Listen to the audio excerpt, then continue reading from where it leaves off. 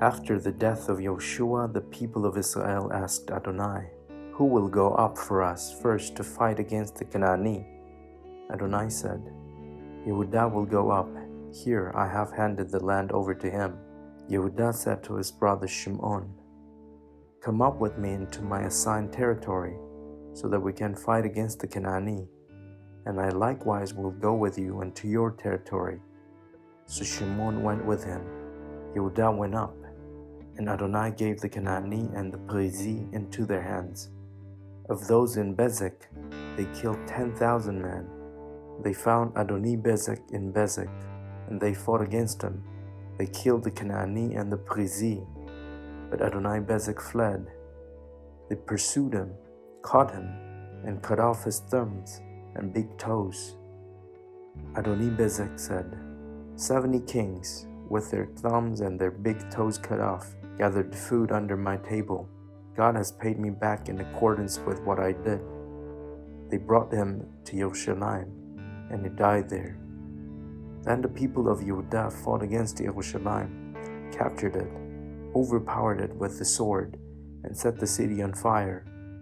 Afterwards, the people of Yehudah went down to fight against the Canaanite who lived in the hill country, in the Negev, and in the Shephelah.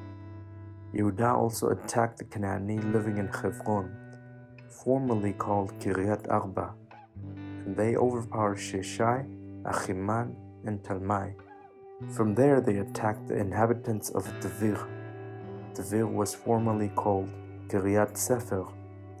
Caleb said, "To whoever overpowers Kiryat Sefer and captures it, I will give my daughter Achsah as his wife."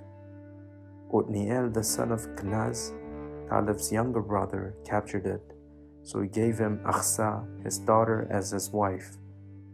After becoming his wife, she persuaded him to ask her father to give them a field. When she got off her donkey, Caleb asked her, "What do you want?" She said to him, "Give me a blessing, since you gave me land. In the Negev, also give me sources of water." So Caleb gave her the upper springs and the lower springs. Next, the descendants of the Canaanite, Moshe's father-in-law, went up out of the city of date palms with the people of Yehudah into the Yehudah desert south of Arad, and they came and settled with the people. Yehudah went with Shimon his brother.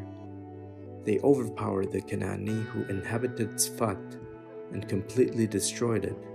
The name of the city was called Chobmah.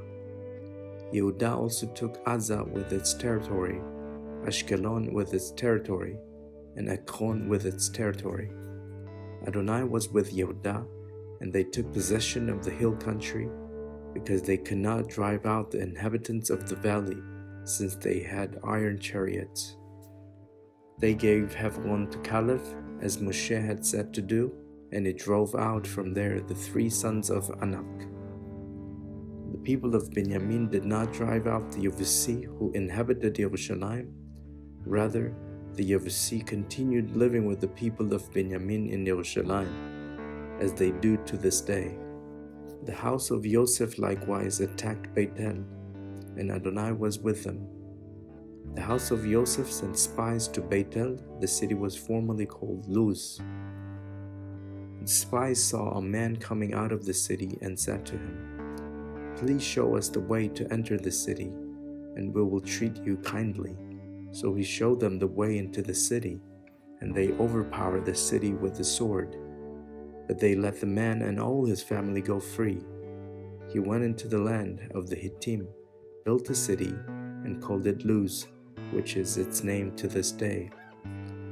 Manasseh did not drive out the inhabitants of Beit-Shean and its villages, Ta'anach and its villages, Dor and its villages, Ivleam and its villages, or Megiddo and its villages, so that the Canaanite managed to keep on living in that land.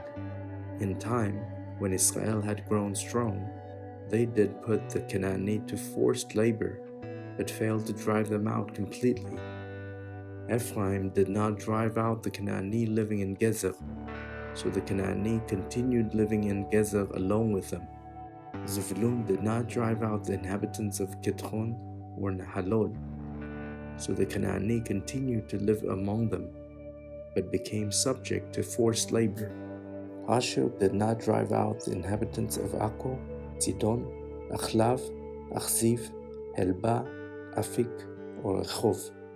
So the Asheri lived among the Canaanite who were living in the land, because they didn't drive them out. Naphtali did not drive out the inhabitants of Beit Shemesh or Beit Anat, but lived among the Canaanite living in the land. However, the inhabitants of Beit Shemesh and Beit Anat became forced labor for them. The Amori forced the people of Dan into the hills, for they would not let them come down to the valley. The Amori had resolved to live in the Heres hills, in Ayalon and in Sha'alvim. But when the power of the house of Joseph grew greater, they became subject to forced labor.